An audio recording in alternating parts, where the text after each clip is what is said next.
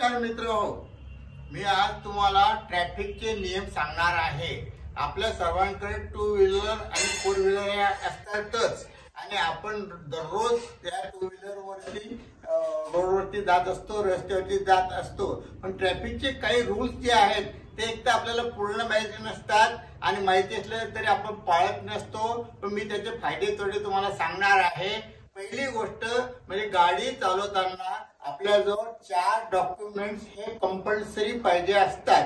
त्यातलं पहिलं डॉक्युमेंट कोणतं तर RC book, insurance policy, PUC certificate आणि ड्रायव्हिंग लायसन्स। हे 4 गोष्टी कंपल्सरी आपल्याजवळ असले पाहिजे। जर हे 4 डॉक्युमेंट आपल्याजवळ नसले तर आपल्याला दंड लागू शकतो आणि त्याबद्दल आपण कोणाला दोष देऊ शकत नाही।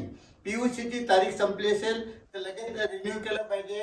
इन्शुरन्सची पॉलिसी संपली, ती मुदत संपली असेल तर ती पॉलिसी सुद्धा रिन्यू केली पाहिजे। ड्रायव्हिंग लायसन्स जर एक्सपायर झाला असेल तर त्याच्या आत ते आपण केलं पाहिजे। ह्या 4 गोष्टी तुम्हाला बाळगणं अत्यंत आवश्यक आहे। नंतरचा दुसरा टप्पा जो आहे तो कायदेशीर आहे की 6 गोष्टी तुम्ही पाळल्या पाहिजेत। कोणत्या 6 तर पहिलं म्हणजे हेल्मेट, अर्थात टू व्हीलर असेल तर फोर व्हीलरला हेल्मेटची गरज नाही। दुसरी गोष्ट नंबर प्लेट तुमची फॅन्सी नसावी, स्पष्ट कोणत्याही एका भाषेमधले आकडे इंग्रजी किंवा मराठी स्पष्ट शब्दात पाहिजे। त्याला लोक काहीतरी वेगवेगळं स्वरूप देतात, दादा, मामा, असं काहीतरी राम, असं काहीतरी करायचा प्रयत्न करतात। तसं करायचं नाही। नंबर प्लेट वरती इतर कोणतीही डिझाईन नको। नंबर प्लेट मागची आणि पुढची दोन्ही स्पष्ट शब्दात दिसली पाहिजे। काही लोकांच्या नंबर प्लेट तुटलेली असते, अर्धवट नंबर दिसतो, पुढे नंबर प्लेटच नसते। अशा गोष्टींमुळे सुद्धा दंड होऊ शकतो। तर ह्या 2 गोष्टी शिवाय अजून 4 गोष्टी आहेत। आपण पाहिल्या हेल्मेट, नंबर प्लेट आणि तिसरं म्हणजे सिग्नल आपण पाळले पाहिजे। जे सिग्नल असतात, जा, थांबा, वाट पहा, ते सिग्नल आपण पाळले पाहिजे। सिग्नल आपण न पाळले, सिग्नल तोडले तरी आपल्याला गुन्हा होऊ शकतो। आपण बघतो की समोर तर पोलीस नाही आहेत, पण सिग्नल तोडायला काय हरकत आहे। पण सध्या ऑटोमॅटिक तुमच्या गाडीचा फोटो काढला जातो, नंबर प्लेटचा फोटो काढला जातो आणि तुमच्याकडे डायरेक्ट मेमो येतो। आणि जर तुम्ही मेमो ठराविक दिवसात नाही भेटला तर तुम्हाला आणखी पुढचा त्रास होऊ शकतो। तिसरा आपला सिग्नल पाळायचे। आणि चौथा म्हणजे वन वे, जिथे वन वे असेल तिथे वन वे मध्ये सुद्धा आपण घुसायचं नसतं। चौथा आहे नो एंट्री, काही ठिकाणी नो एंट्री असते, ते जायलाच नको पाहिजे। 5वी गोष्ट आणि सगळ्यात 6वी अतिशय घातक आणि महत्वाची गोष्ट म्हणजे वाहन चालवताना, मग कोणतेही वाहन असो, की तुम्ही मोबाईलवर बोलायला नको पाहिजे। मोबाईलवरती बोलणं हा मोठा गुन्हा आहे। आणि सीट बेल्ट सुद्धा कार असेल फोर व्हीलर तर लावले पाहिजे। म्हणजे टू व्हीलरला हेल्मेट आणि त्याला अपवाद, फोर व्हीलरला तुम्हाला सीट बेल्ट पाहिजे। हे झाले बेसिक, हे बहुतेक लोकांना माहिती आहे। पण पुढचे जे कॉमन सेन्सचे नियम आहेत हे तुम्हाला कोणत्याही पुस्तकात सापडणार नाही, पण मी स्वतःच्या अनुभवाने तयार केलेले आहेत। त्यातला पहिला नियम म्हणजे ओव्हरटेकिंग। ओव्हरटेकिंग मध्ये 2 प्रकार असतात। एक ओव्हरटेकिंग करेक्ट साईडने, मी आपल्या समोरून गाडी चालली आहे त्याच्या आपण उजव्या बाजूने त्याला ओव्हरटेक करतो, हा सुद्धा थोडासा घातक प्रकार आहे। कायदेशीर आहे पण तुम्हाला धोका होऊ शकतो। कारण तुम्ही ओव्हरटेकिंग करत असताना जर समोरून गाडी आली किंवा मागच्या तुमच्यापेक्षा तुमच्या ओव्हरटेकिंग गाडीला सुद्धा ओव्हरटेकिंग करत असेल तरी ते सुद्धा तुम्हाला धोका होऊ शकतो। म्हणून ओव्हरटेकिंग करताना करेक्ट साईडने सुद्धा खूप काळजी घेतली पाहिजे। दुसरी गोष्ट त्याच्यामध्ये अशी आहे की ओव्हरटेकिंग करणाऱ्या गाडीला सुद्धा आपण ओव्हरटेकिंग करण्याचा प्रयत्न करतो। समोर एक ट्रक चालली आहे, त्याला एक कार ओव्हरटेकिंग करायचा प्रयत्न करतोय आणि आपण त्या तिघांमध्ये दोघांमध्ये तिसरे घुसतो, त्या कारला सुद्धा आपण ओव्हरटेक करायचा प्रयत्न करतो, करेक्ट साईडने का असे ना। पण हे धोकेदायक आहे, आपल्या जीवावरती बितू शकतं।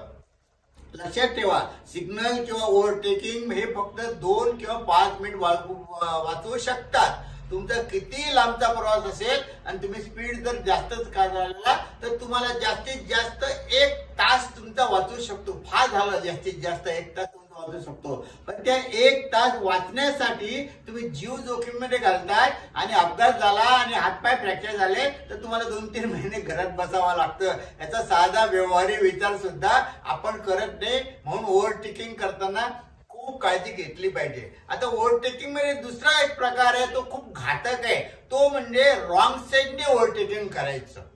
समोरचा आपल्याला साईड देत नाही आणि आपल्याला फार घाई असते. घाई असल्यापेक्षा आपण इगो जास्त करतो की हा कोण आला मला साईड देत नाही, राग येतो, अनावर राग होतो आणि त्या रागामध्ये आपण काय करतो, रॉंग साईडने घुसण्याचा प्रयत्न करतो. ते अतिशय धोकेबाज आहे, धोकेदायक आहे.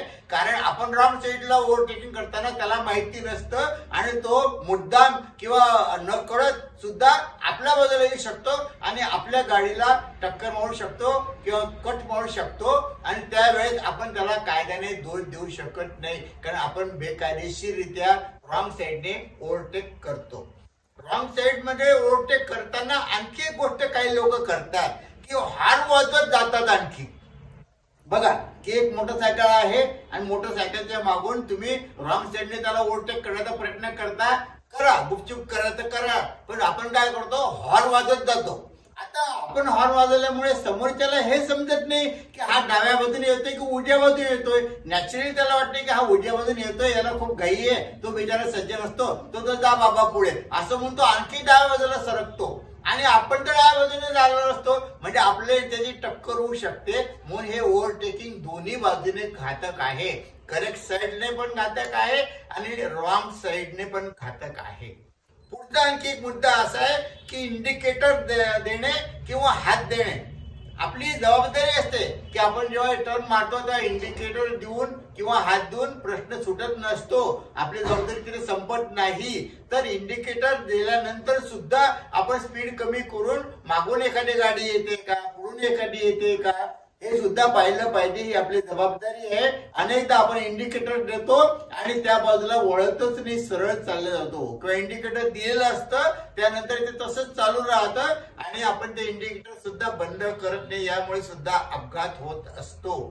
आणखी एक गोष्ट आहे की मागे जो बसलेला असतो तो सुद्धा उगीच हातवारे करत राहतो.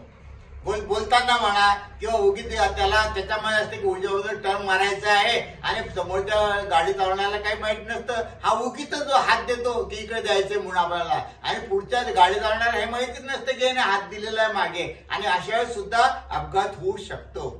सगळ्यात महत्वाचं असं की वन वे मध्ये तुम्ही घुसल्यावरती रॉंग साईड म्हणजे डबल वेचा रस्ता आहे, पण पुष्कळदा आपल्याला नाईलाज म्हणून शॉर्टकट म्हणून आपण त्या वन वे मध्ये रॉंग साईडने घुसतो. चौपदरी रस्ता आहे पण ज्या एका बाजूने जाणारे वाहन आहे, एका बाजूने येणारे वाहन आहे, पण आपण उलट्या दिशेने येतो आणि उलट्या दिशेने येतात तुम्ही हरकत नाही, तुमची काही जबाबदारी असेल, तुम्हाला काही घाई असेल तर तुम्ही हरकत नाही आलात तर, पण येताना सुद्धा लोक जोरात चालवतात.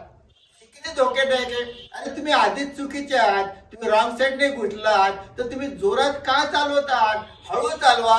कारण जर अपघात झाला तर तुमची जास्त जबाबदारी आहे, कारण तुम्ही रॉंग साईडने येत आहात.